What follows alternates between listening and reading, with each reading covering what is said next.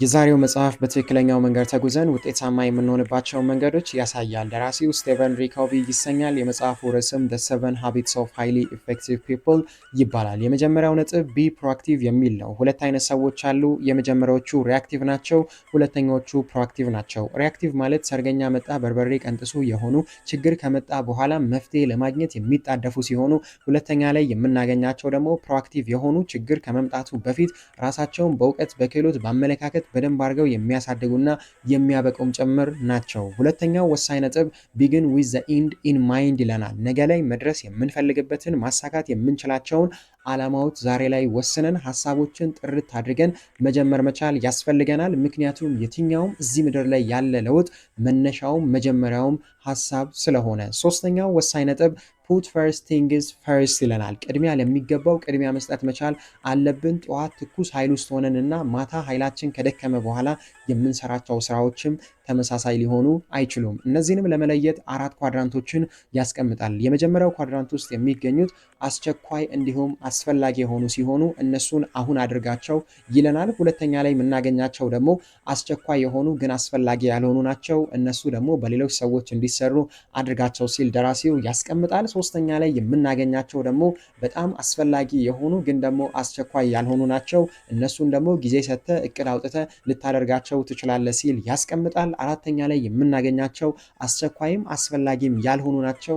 እነዚህን ነገሮች ደግሞ ከእቅዱ ሰርዛቸው፣ ምክንያቱም የሚያሳድጉ ሳይሆን እንቅፋት የሚሆኑብህ ናቸው ሲል ያስቀምጣል። የዚህ ፕሮግራም አጋራችን 4 ኪሎ አብርሆት ላይብራሪ አጠገብ እንዲሁም ሜክሲኮ ደብረ ወርቅ ህንፃ ምድር ፍሎር ላይ የሚገኘው ሀሁ የመጽሐፍት መደብር ነው። መጽሐፎች የህሊና ምግቦች ናቸው በማለትም ይታወቃል። ከስር ባስቀመጥነው ስልክ በመደወልም ልታገኟቸው ትችላላችሁ።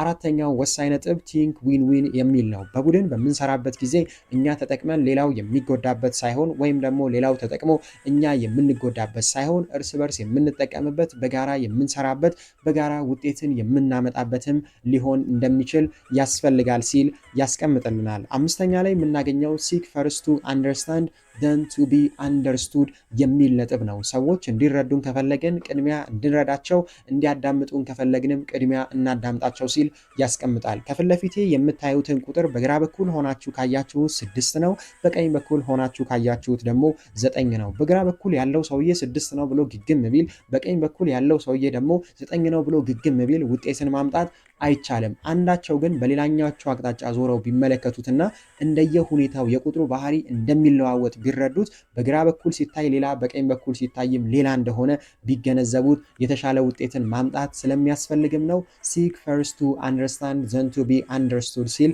ስቴቨን ሪ ኮቪ በመጽሐፉ ላይ ያስቀመጠው። ስድስተኛው ወሳኝ ነጥብ ሳይነርጂ የሚል ነው። ምን ማለት ነው? ሁለት ሰዎች ለብቻቸው ሆነው ስራቸውን ሲሰሩ ሁለቱም የሚሳሳቱት ስህተት አለ።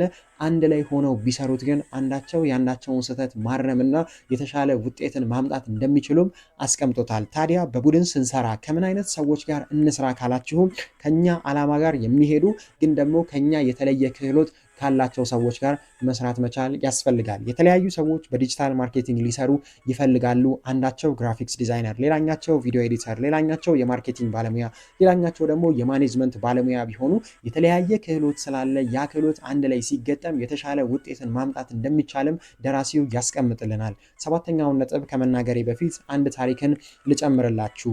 አንድ በጣም የታወቀ ዛፍ ቆራጭ አለ። ንጉሱም ይህን ዛፍ ቆራጭ በማስጠራት መጥረቢያውን ሰጥተውት ዛፎችን እንዲቆርጥም ያዙታል።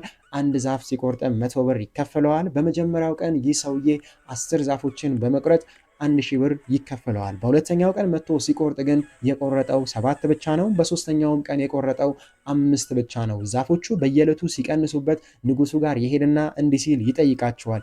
እንዴት ብታጭበረብሩኝ ነው በየቀኑ የምቆርጣቸው ዛፎች የሚቀንሱት ሲል ይናገራቸዋል። ንጉሱም እንዲህ ሲሉ መለሱለት። በየቀኑ የምትቆርጣቸው ዛፎች የቀነሱት መጀመሪያ ላይ መጥረቢያውን ሞርጄ ሰጥቼሃለሁ፣ አንተ ግን ከዛ በኋላ አልሞረድከውም ሲልም ይነግሩታል። ታዲያ ይህ ታሪክ ከኛ ጋር ምን አገናኘው ካላችሁኝ ሰባተኛው ወሳኝ ነጥብ ላይ እመጣለሁ። ሻርፕን ደ ሰው ይላል። መጥረቢያውን መሞረድ መቻል አለብን። ፈጣሪ እዚህ ምድር ላይ ሲፈጥረን በጣም ብሩህ የሆነ ነገሮችን ጥሩ በሆነ መልኩ ማሰብ ማስፈጸም የሚያስችል አይምሮን ሰጥቶናል። ያንን አይምሮ ግን በየዕለቱ እየሞረድ ነው በእውቀት በክህሎት በዓላማ በአመለካከት እያሳደግነው ነው ወይ የሚለውን ራሳችንን እንድንጠይቅ የማቀርብላችሁ ይድነቃቸው አባይነህ ነበርኩኝ። የዚህ ፕሮግራም ስያሜም ሰምፔር መጽሐፍ ይሰኛል። ሰምፔራዊ የሆኑ የማህበረሰብን ቁስል ማከም የሚችሉ ድንቅ ድንቅ መጽሐፎችን ባጭሩ ቅልብጭ አድርገን ዳሰሳ አድርጌ የማቀርብላችሁ ይሆናል። ይህን ቻናል ሰብስክራይብ ካደረጋችሁም ብዙ ትጠቀሙበታላችሁ። አጋራችን ሀሁ የመጽሐፍት መደብርን ከልብ እናመሰግናለን። ሰላማችሁ ይብዛ።